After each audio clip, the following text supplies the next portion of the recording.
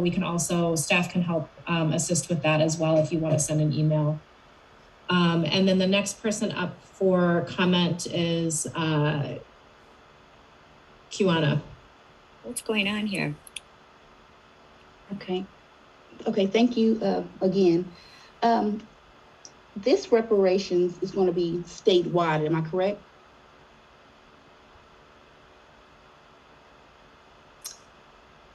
This is a citywide ordinance, right? Just the city. Okay, or you guys plan on doing something for the whole state as one? Our mandate is because you guys are the capital of the whole state. Am I correct? Or no?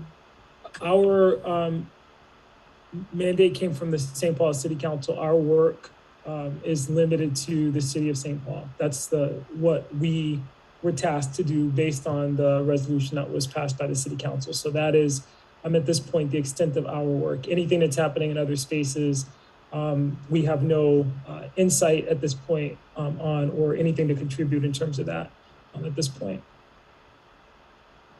Okay, would you guys consider doing that for the whole state instead of doing it by city, I guess, or locality? Yeah. You know, as the whole, instead of doing it piece by piece like that, and it's the whole state. Yeah, I think that your comment will be reflected in the chat, but keep in mind, as we shared and we talked about this in the beginning, I also put it in the chat, we are bound by what we were tasked to do by virtue of the action taken by the St. Paul City Council. So that's a recommendation that you're sharing, but keep in mind that our the parameters that we're working with are determined by the body that enabled us to do this work. That was the St. Paul City Council. Right. Okay, I'm glad you. Oh, I'm sorry, go ahead. But that is our particular mandate, Kiana. You know, not to say that other government bodies won't take this up, you know, as this issue gets more steam. So, you know, keep that in mind as well. Okay. Yeah. Thank you so much. Thank you. All right, we have two more. Yep, two more, and we are starting to get close to time. So if you do want to make a comment, please make sure that you get your hand up, and so we can try to get you in. Rita.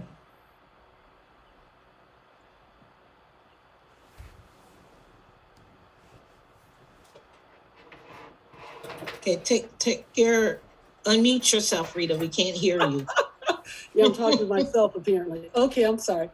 Just not a Zoomer.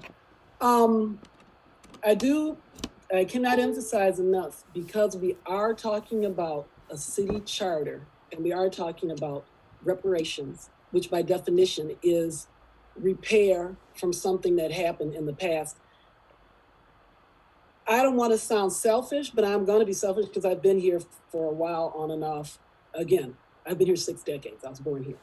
And I have seen enough over the years where things have been put in place for the city residents, for the county residents, and people come in new and they get things first. That is what I'm really hoping is pulled out of this issue, because that, you know, after years, that's a trigger. That's a trigger. It's something that a lot of us talk about who have been here over decades. I have a friend that I grew up with who was homeless, had mental illness. I worked in the county. I used to see him downtown. He was on the waiting list for group residential housing. He got in finally 2 years before he passed, because he'd been living on the streets. He was born here, but he was not getting services that people who came in 30 days and got housing and services and took advantage and many times abused it. And this is why I'm so adamant that piece has to be at the top of what we're doing relative to gender. And I'm hoping I'm not feeling too emotional about it, but I'm very emotional about it, because I have lived through the things that have happened that have been racially impacting Black folks in St. Paul. Now, people who got here recently, because that's a whole nother discussion, a whole nother deal. People who have been here historically, and when you're talking about reparations, that's what we're talking about. We can't cure everyone's ills all over the country wherever you Time. came from, and I'm done talking because I know we're running out of time, but the bottom line is that has to be at the heart of what we're talking about. Otherwise, it's not reparations, it's something else. Thank you. Okay, thank you, Rita. And keep in mind too, you can write your comments as well if that kind of helps to reinforce your thinking.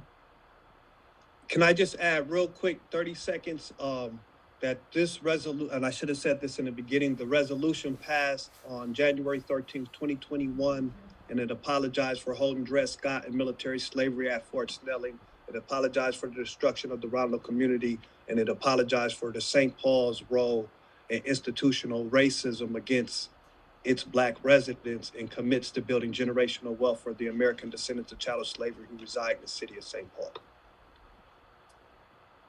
Since we're coming to the close here, I want to conclude by doing a couple of things. First, just reminding everyone, as the other conveners have, that the comments that you shared today will be either incorporated directly in the ordinance as we prepare the final draft, or as Chairman mentioned, Mr. Cruz mentioned in the chat, will be incorporated in a companion report, which we will share with the mayor and city council when we deliver our final draft resolution to them for action. And so those comments will be reflected. And of course, the record is being made of the conversation tonight that can be shared or will be shared as well. I want to thank the Eastside Freedom Library for hosting us this evening. We appreciate your hospitality in doing so to allow us this opportunity to engage with community. Certainly want to acknowledge and thank every community member who shared their insights as well. You taking the time to do this is not only appreciated, but necessary in order for us to complete this work in a timely manner, but also to be able to say, in a meaningful way, that we had community input, which, as Veronica mentioned and Minister Toya mentioned, are absolutely essential.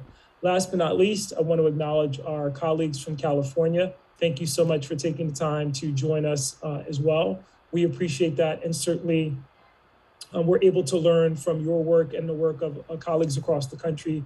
We're also involved in the process of putting together similar proposals and similar work toward reparations. And I would be remiss if I did not also acknowledge our staff, Marcia, Polly, Kat from the City Council, from City Government, who've been instrumental in this work. I want to thank you all again for joining us this evening. Please look out, as you can see here, for our next event, Thursday, April 14th. We will be in person at Dayton Bluffs Recreation Center. That will be followed on the 21st by another in-person meeting from 6 to 7 at the Rondo Library. And then finally, on Friday, April 29th, we'll have one last virtual session from 12 to 1 p.m. For additional community impact. Thank you all again for joining us this evening, and please be safe. Thank you. Thanks, are we gonna have food at that in-person meeting? You guys gonna feed us?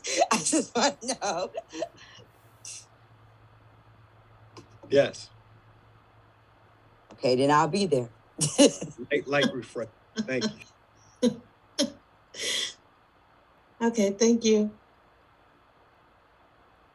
Thank you. Thank you. Good night. Good night, all. Thank you guys for your work. Thank you, everyone, for your work. Thank you.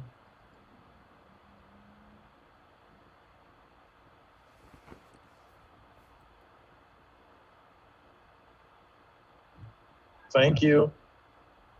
Thank you.